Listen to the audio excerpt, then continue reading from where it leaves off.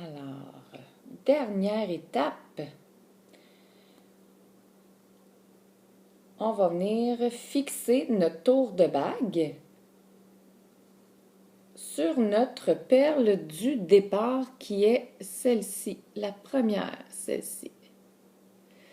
Alors, moi, j'ai fait environ 1, 2, 3, 4, 5, 6, 7, 8 loupes, 8 petits ronds. Le dernier que tu fais, tu dois seulement mettre deux d'un côté, deux de l'autre.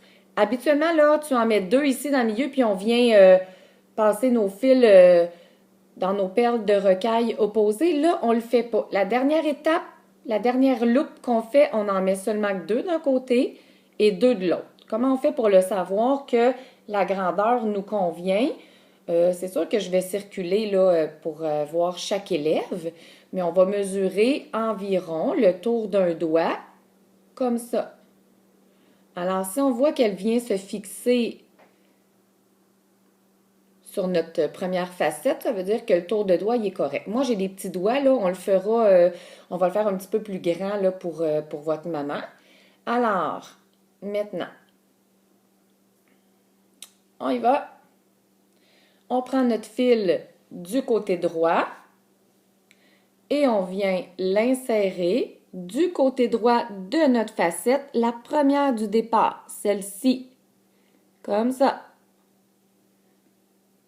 Alors, on y est. On tire, on tire, on tire. Et là, c'est sûr qu'il faut qu'elle aille de ce sens-ci. Alors, on tire, on tire, on tire. Voilà. Il nous reste notre autre fil, comme ça. On va aller passer dans le sens opposé de la première fois, de notre première facette, comme ça ici. Comme ça. On tire, on tire, on tire.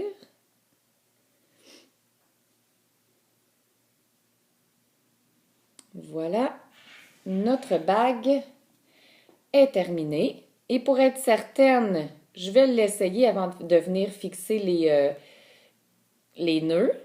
Alors, je peux l'essayer, voir si elle me fait. La grandeur me convient. Alors, je vais circuler pour chaque élève pour venir faire les nœuds parce que je trouve que c'est important de bien l'attacher. On a travaillé fort. J'espère que vous êtes fiers de vous, puisque moi, je le suis vraiment.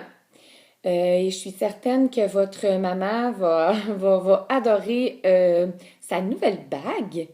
Alors, merci beaucoup et soyez fiers de vous.